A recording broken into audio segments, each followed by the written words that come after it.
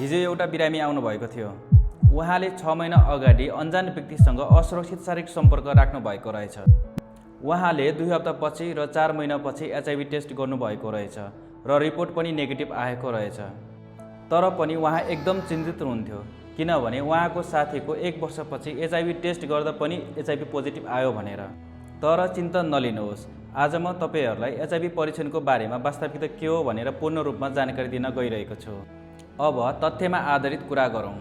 पहिलो कुरा, किन कुनै पनि एचआईभी परीक्षणले एक्सपोजर भएको भोलिपल्टै संक्रमण पत्ता लगाउन सक्दैन?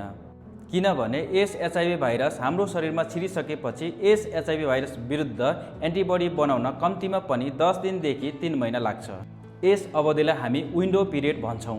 अहिले धेरैजसो र्यापिड टेस्ट र घरमै गर्न मिल्ने सेल्फ टेस्ट चाहिँ एन्टिबडी टेस्ट हो। त्यसैले असुरक्षित शारीरिक सम्पर्क भएको भोलिपल्टै वा 3 हप्ताभित्र परीक्षण गर्दा 100% नेगेटिभ नै आउँछ। यो टेस्टले सामान्यतया 23 देखि 90 दिनभित्र मात्र एचआईभी पत्ता लगाउन सक्छन्। अर्को एन्टिजेन एन्टिबडी टेस्ट हो। यो टेस्टले P24 नामक एचआईभी भाइरस एन्टिजेन पत्ता लगाउने भएकोले 18 देखि 45 दिनभित्र एचआईभी छ छैन भनेर पत्ता लगाउन सकिन्छ।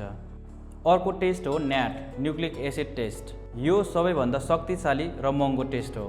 यसले शरीरमा एचआईभी भाइरल लोड कति छ भनेर पत्ता लगाउँछ र यसले 10 देखि 33 दिनभित्रै एचआईभी पोजिटिभ छ छैन भनेर पत्ता लगाउन सकिन्छ।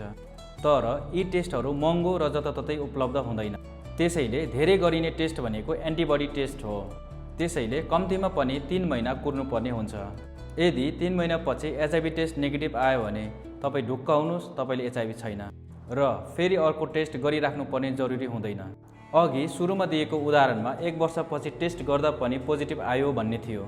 यो व्यक्तिमा के हुन सक्छ भन्दा उसले हालसालै 2 देखि 3 महिनाभित्र असुरक्षित शारीरिक सम्पर्क गरेको हुनुपर्छ। त्यसैले उहाँको पोजिटिभ आएको हो। यदि तपाईको पनि यस्तै जिज्ञासा छ भने कमेन्ट गर्नुहोला र यो भिडियो उपयोगी लाग्यो भने लाइक र शेयर पनि गर्न नभुल्नुहोला। धन्यवाद।